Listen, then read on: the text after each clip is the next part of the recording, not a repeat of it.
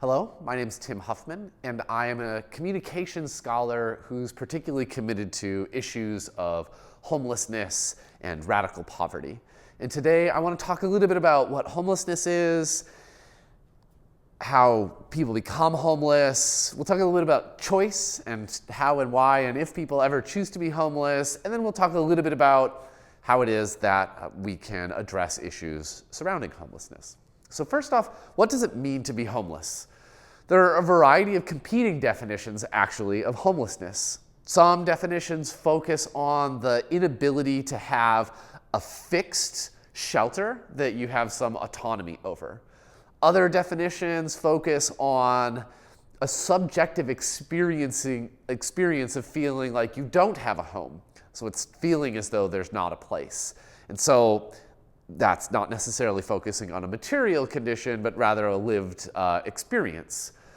Really, the most important thing to wrap your head around with regard to what is homelessness is to recognize that homelessness actually isn't a single thing, and that there are a diverse set of realities that kind of cluster together to create the issue of homelessness. So some people live without homes for a temporary period of time while they're migrating from one place to another. Some people live without homes from the space of some sort of spiritual commitment, that they think material possessions are bad for them, or a distraction to their spiritual life.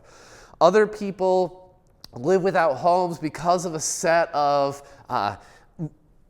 unrelated issues, more or less, but they happen to be in a society that is structured in such a way that if they don't have certain things lined up, then homelessness becomes an outcome of other issues of poverty. So the homelessness of the traveler, the homelessness of the ascetic, the homelessness of the abandoned youth, the homelessness of the drug-addicted executive, the homelessness of a victim of domestic violence, even though they might all be living without a home, what homelessness is, what it means, the shape of its duration, all vary pretty radically. And those things, recognizing the diversity and the shape of homelessness, is probably the most important part of understanding the thing and where we can go from here. So how is it that you become homeless? So because there's not one single kind of homelessness, it shouldn't surprise you at all that there's not one single answer for how you become homeless. Reasons include poverty, health crisis, mental illness, some kind of family crisis, substance abuse, but also lack of access to needed drugs, migration or immigration issues, natural disasters, eviction. Really, the list goes on and on. But as you think about it, sort of all of the things that can change one's access to a structure can be the cause of homelessness. So if the structure gets torn away, then I'm without a home. So natural disasters, fires, floods, earthquakes, these things cause homelessness.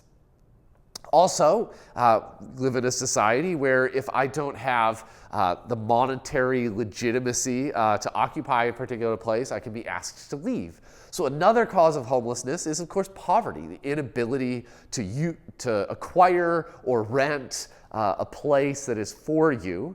If you don't have those monies, you don't get them. Now, poverty itself isn't a unidimensional or monolithic construct in our society. There are all sorts of different forms of poverty, and so all of the different causes of poverty also can cause different kinds of homelessness. So for instance, becoming very sick can cause one to lose one's job, and if you lose your job, you can't pay your rent, and now you're sick, jobless, and homeless. Or if you're mentally ill, that can erode your ability to work, but it can also erode your ability to maintain healthy relationships with your family and friend networks. And as you burn through both your financial and social capital, it can end you up as homeless. Or you're in a living situation where you're living with another person and they have the control of the economic context of that particular dwelling, but your relationship with them starts eroding, either they kick you out or they're abusing you and you decide to not go back. And so it can also be a sort of relational rupture that causes the person to be without shelter. The trouble is, how people become homeless is a question I get asked a whole lot. A question I don't often get asked is, why do people keep being homeless? So one of the troubles with poverty is that it's autocatalytic, which is a fancy word for a thing that once it's happening begins to cause itself. And so when you think of issues surrounding homelessness, while mental illness or substance abuse or relational violence can cause the initial instance of homelessness, being without a home is a form of poverty. You don't have access to hygiene in the way that you used to. You don't have access to stable sleeping conditions in a way that you used to. You don't have the ability to protect your belongings in the way that you used to. And those things have negative health outcomes. And so yes, a health crisis can cause homelessness, but a homelessness can reach back and re-cause other health issues. Mental illness can cause homelessness, but being without a home can degrade your sense of subjective well-being and can worsen your health issues. Having substance abuse problems can cause you to be homelessness, but being homelessness can cause you to have substance abuse problems. So one of the tricks is that inside these issues, it's hard to disentangle, well, what was the original cause? Because the truth of the matter is, yes, some people become homeless because they're addicted to drugs, but also a story that happens pretty regularly. Somebody who is not addicted to drugs becomes radically impoverished. Part of that poverty becomes homelessness, but they also lack transportation and other funds, and because of that can't meet their medical needs, and they try to self-medicate with things that are available to them within walking distance of the place that they live, and now they're addicted to drugs because of a variety of other contexts. So it's not as simple as saying, oh, well, this is the one single cause of homelessness, because, as we said, it's a diverse community, and throughout that diversity, there are a variety of highs and lows, and those things can, even if they weren't the original cause, can be part of why the thing keeps happening to that particular person. So before I take on what we're supposed to do about homelessness, like what should we actually do to fix it, I want to take up the question of choice, because this is a thing that I get into a lot of conversations about. Are there people who are more or less choosing to be homeless? And even though there are all of these organizations that exist to help them, they basically don't want the help, and we shouldn't feel bad for them because they're getting the choice. So I have a variety of responses to whether or not people choose to be homeless. The first is, I think we should start with, if you are homed, do you remember the moment that you chose to live in a home? Probably not. The choice to be homed might involve a series of choices, like, yeah, I chose to get up and go to work today, and going to work is part of why I have a house, and do. But this isn't a question that we ask of people who are housed. Oh, why is it that you chose to be housed? And so in some ways, the fact that we have a conversation at all about the choice to be homeless says a little bit more to do with what is normal and not normal in our society. There's discussions about whether or not people choose to be homosexual, but not discussions about why people choose to be heterosexual. Right? So first off, it says more about our society that we have to have this conversation at all than the actual phenomenon of the thing. So that's kind of point one. Point two is that I think, yes, some people sometimes choose to live without homes. But I often like to say rational actors, when they make choices, are making choice between things. And so if you're going to try to understand the choice to be homeless, you've got to understand the other choices that are available to that person without a home. So sometimes the choice is, do I continue to live with my abuser, or do I become homeless? Or maybe the choice is, do I go to this shelter where I've had tons of negative experiences, or do I just try to make it on my own, which can give me some sense of independence?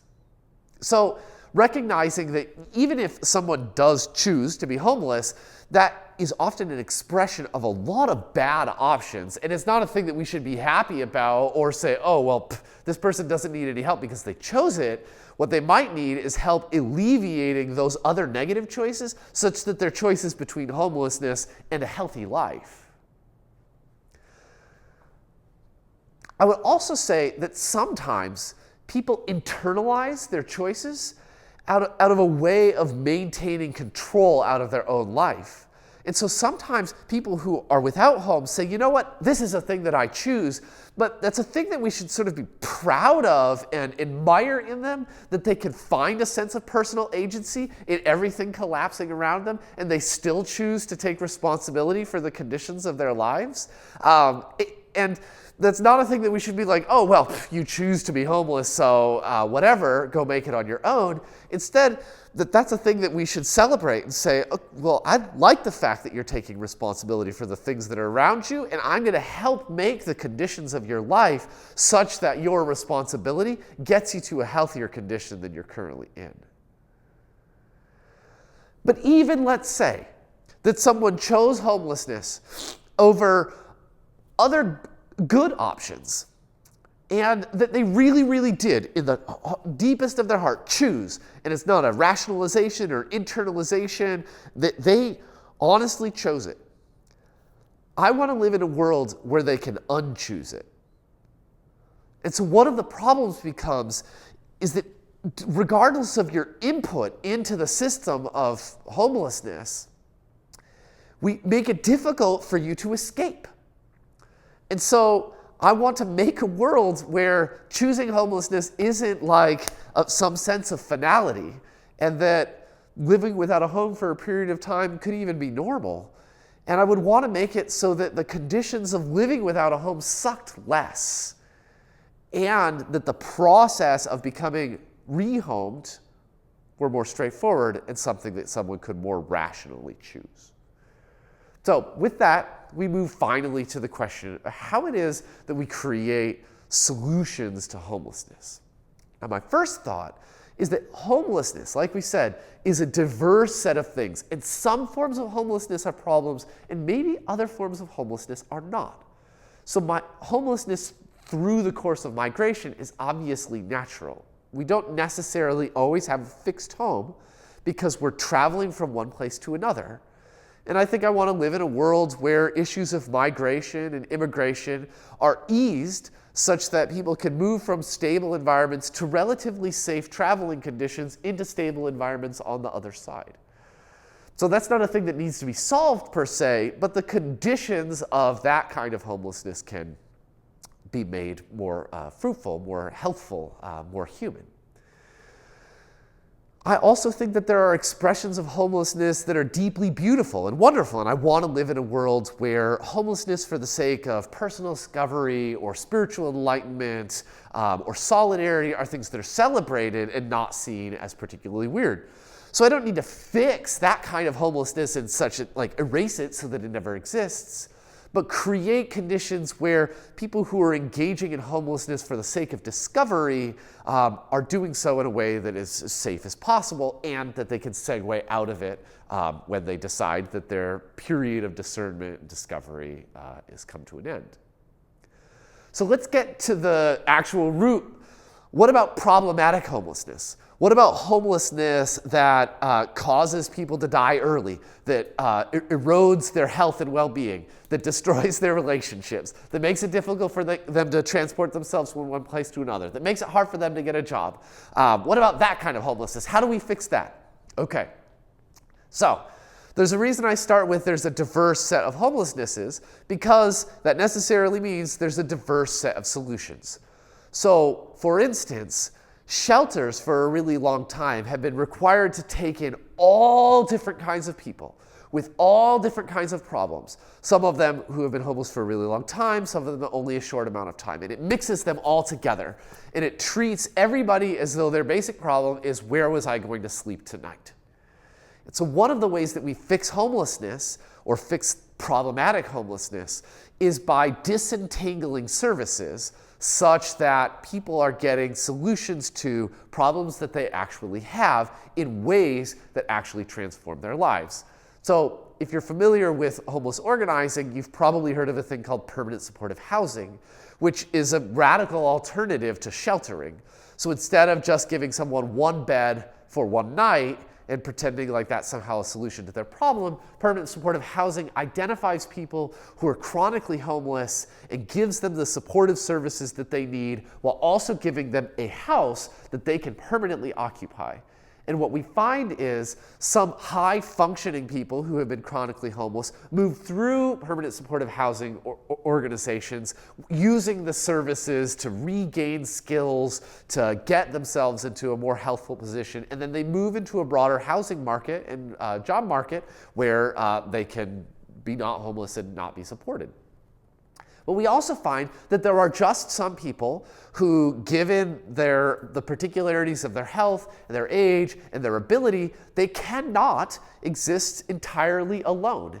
And that we are interdependent creatures, and some of us simply cannot subsist without any help whatsoever. And when we think about this in terms of our own, say, grandmother, we accept that, oh yeah, there's going to be a point in her life where she can't rely only on herself. And so as a society, part of understanding the end of homelessness is recognizing that for somebody who worked in construction for 30 years, is now disabled and can no longer work in construction, that if we just say, oh man, what we really need to do is just train you up so we can get you back out into the job force, that is somehow a little short-sighted. And that finding ways to meaningfully support that person while also finding ways to get them housed pulls them out of the shelter and makes then the shelter able to focus on temporary issues of homelessness. So as we pull off different parts, so sometimes people are homeless because of domestic violence, and so organizing to address issues of domestic violence becomes a way that we can kind of pull that population out of the shelter, because we don't want people who have been abused hanging around with people who might abuse them. So we want to put them in a specifically protected space. And as we specialized or organized responses, we can narrow into the diverse causes of homelessness.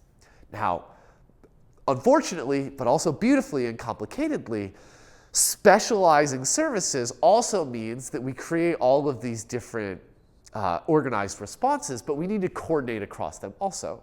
So part of the solution to homelessness becomes assessing vulnerability and need across sets of organizations. And thankfully, communication technology and a deeper understanding of statistics has allowed us to ask questions of vulnerability that can more or less get reflected by the community as, yes, this is our standards for what vulnerability is. And so we can start to say, oh, here's the particular services that you need, and we can create more person-centered responses regardless of the part of the network you happen to land in. With the right assessment, we can move you over and get you to the places that you need. So specializing services, coordinating services become frameworks for organizing in response to issues of homelessness. Part of it, though, I think involves broadening our conception of what responses look like. And so I encourage people to think of responses to homelessness happening at an interpersonal level, how we respond to the particular person in front of us, existing at an organizational level, how we come together to accomplish things, but also existing at sort of broad, mediated, cultural, rhetorical, or governmental levels, and that there are macro, meso, and micro level responses to homelessness. And each of those orders of magnitude involves a different kind of response. So when it comes to interpersonal responses to homelessness, it's important that we think about the way that we use our bodies, the way that we turn our eyes, the way that we use our voice, how we experience empathy and compassion, the way emotions and judgment play out in our interactions with others. And so there are strategies, and I encourage people to learn them, for legitimizing, dignifying the humanness of others.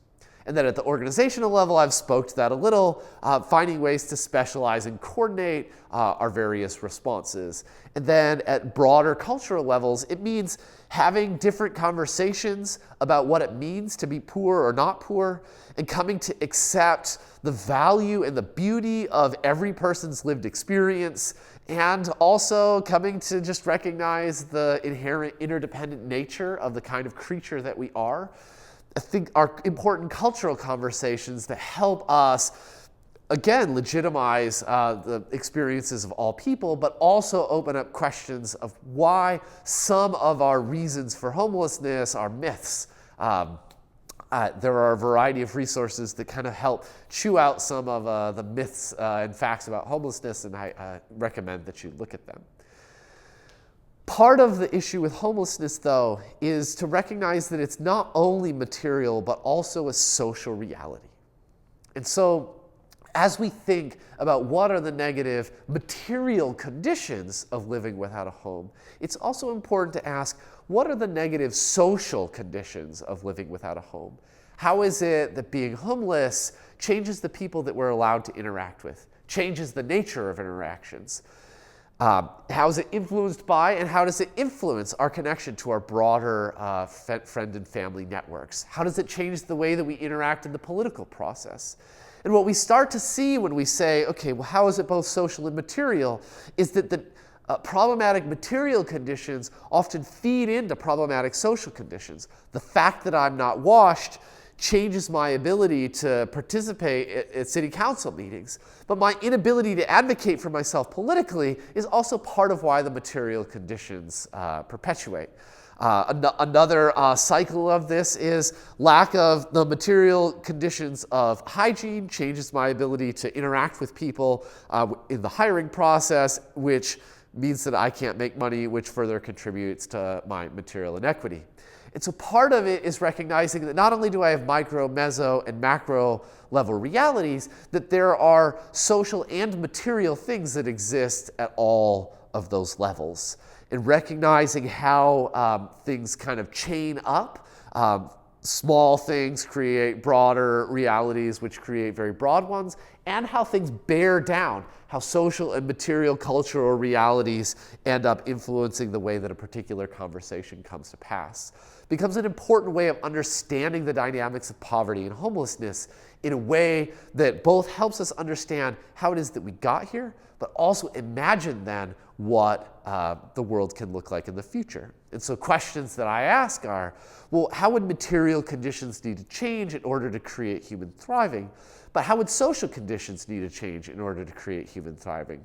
But then how is it that material conditions can be made so that they influenced our sociality in more positive ways? And how could our social interactions change such that they influence our material conditions in more positive ways? And while that's not one total answer to how it is that we fix homelessness, it's a way of engaging in a generative thought process between the small, the medium, and the large aspects of our society across both the material and social conditions of our human lives.